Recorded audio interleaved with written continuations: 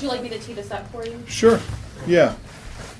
Just walk everyone through what we're about to All do. right, this is a presentation by the Copywriters, starring Joe Sweeney and Stuart Anguser. So that's basically the gist of what we're going to talk about, though. Brand identity, the brand voice, how we arrive at it, and then what we think the importance of it is for the work that we do here in sum. So with that, Joe, maybe let's Are you going to pass it off?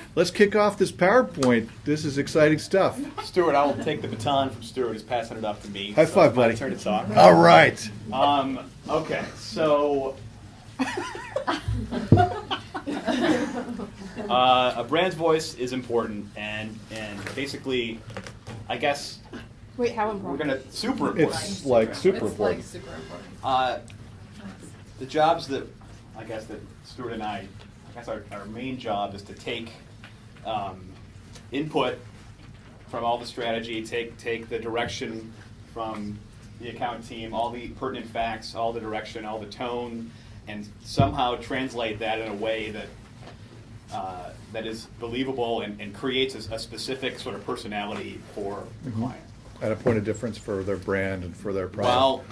While not losing any of those points of difference at the same time. So, just to step back one step from this, when we say brand voice or brand identity, do people know what that means, or should we talk a little bit about that? Well, we're going to We're going to talk about that. I know, but keep going, Joe. No. Joe and I are fighting right We now. are fighting. We fight a lot. We really It's don't great like each stuff. other. But yeah, the brand voice, I mean, at least to us, it's by the time we've created the style or you know the grouping of headlines or the phrases that we remind ourselves that we measure ourselves against. It contains all the nuances, value systems, and personality traits of a real person, ideally.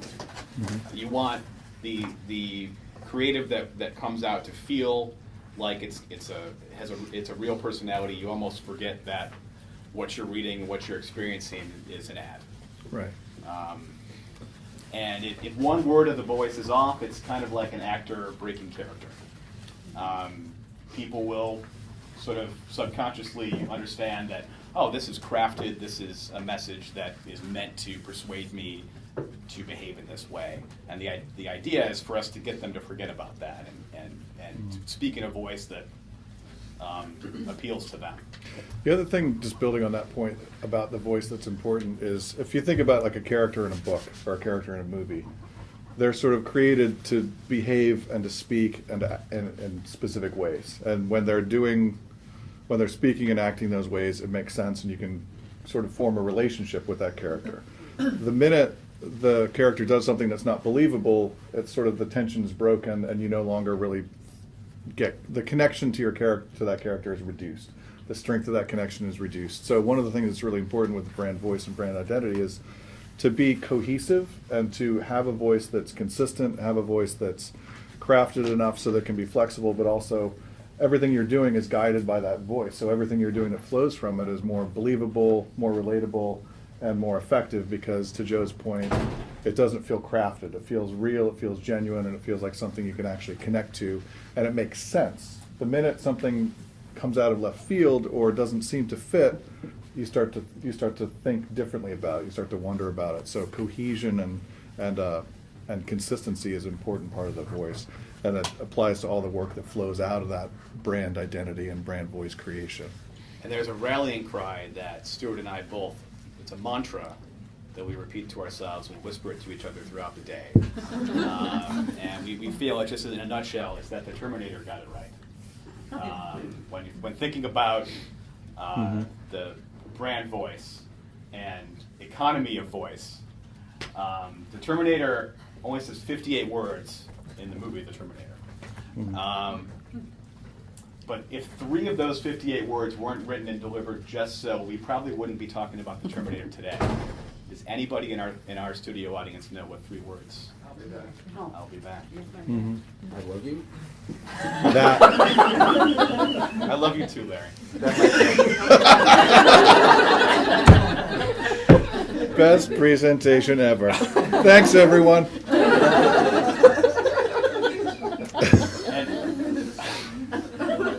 I won't explain why I'm reading Arnold Schwarzenegger's autobiography, except why wouldn't I be, but I am. And there's a story about making Terminator that he says in there. When they were shooting that scene, he was fighting with the director, James Cameron. He thought that because he was a cyborg from the future, he should say, "I will be back." That a robot wouldn't use a contraction, wouldn't say, "I'll be back." That doesn't make any sense. I'm not human. I'm this perfect machine. And James Cameron said, "No, I'll be back. It feels right. That's the way you need to say it. Just say it. You're not a writer or whatever." You know, it made him kind of sound like he would have a jerk, but. You're not a writer, you're not a governor. Yeah. Not yet. You're just a weightlifter, as far as I'm concerned. There was something about the way that phrase flowed that felt right, as opposed to "I will be back" would be it seems like a tiny little minuscule difference, but it really would make all the difference. And just to have a little fun, we figured we would pretend that James Cameron and Arnold really screwed it up.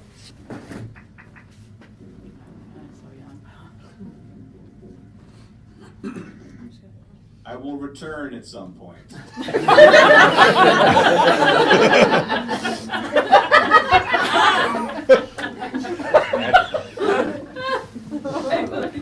That's what can happen if you don't get the voice right. It can ruin a whole Hollywood movie or an ad campaign.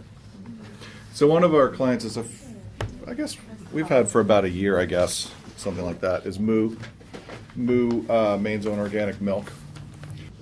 So obviously they came to us and they had some specific things that they were doing. They had sort of a brand identity, and they knew where they kind of wanted to go. But one of the things they didn't really have is a cohesive brand voice. They knew who their competitors were. They knew, in a world increasingly dominated by big business and nationally scaled-up processed foods that last longer and ship further, consumers seek out smaller, fresher local food sources that they perceive as better for their families. But they didn't really know how to say that in a way that would actually make sense to the average person in the grocery store. So they, we in the creative department got a brief, and we got basically the bullets on what we wanted to do for them. And so then the work begins where you say, okay, this is what you want to do. This is what you're kind of all about. How do we go about creating a character for you? How do we go about creating a voice for you? And obviously visuals and design is incredibly important as part of that process. But specifically for what Joe and I did was, okay, what is the voice? How do we figure out how this brand, or this, what we think of as kind of a person, to Joe's point, how does it communicate? How does it talk? And let me just interrupt. Yeah. At least the things that I turn to when I get the briefs here, which are incredibly, amazingly detailed, by the way, compared to my experience in the past, is the brand promise statement: the freshest organic milk you'll ever taste. These little phrases that we know we really need to hit, and then the positioning statement also, which was to Lojas Moms, Maine's Own Organic is the small-scale regional organic dairy that offers you the freshest organic milk you'll ever taste. Once again, so right from the beginning, we knew fresh needed to be huge. That was the one word that we needed to really answer to more than any other. And we had a sort of a start on the brand personality. As you can see, they're the plain-spoken, unstaged, and authentic. That was, in some part, we arrived at that as part of our creative process. In some part, it was there already. It was a matter of tying the threads together. And so one of the first things we try to do is to come up with like a handle for the brand voice, a handle for the brand in general, to measure what we're thinking of against. Like, would this character say this? Would this character say that? And one of the things we did for this one was came up with the phrase fresh and unvarnished, because we knew fresh was hugely important to communicate because of their commitment to only delivering milk a certain distance. That would ensure that the milk was going to be fresher than their competitors. And we knew that they wanted to express a kind of authenticity and not feel like some sort of really glitzy brand. They didn't want to feel like a giant organic brand like Horizon. They wanted to feel small, authentic, and real. And so we came up with fresh and unvarnished to kind of help us guide the creation of the voice.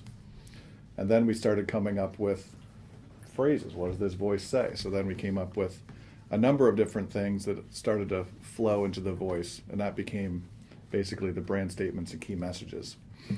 We started writing effectively first-person kind of narratives. And basically what this process does, and I think why it's important for any client, is, again, it just gives you a starting point, and it says, okay, these are the kind of things we say, this is how we say them, this is where we say them, so that you have a starting point from all the other stuff that flows after it, and it's all cohesive because it's all flowing from the same place. It's all flowing from the voice, and it's flowing from a set of phrases that you know you can apply in lots of different contexts that will always communicate what you want to communicate about the brand.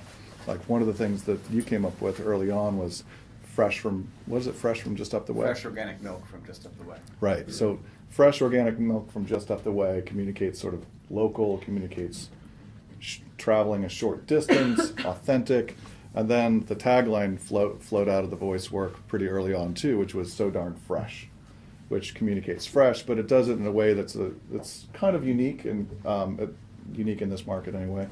And again, it sort of flowed out of this kind of folksy voice that we began to develop.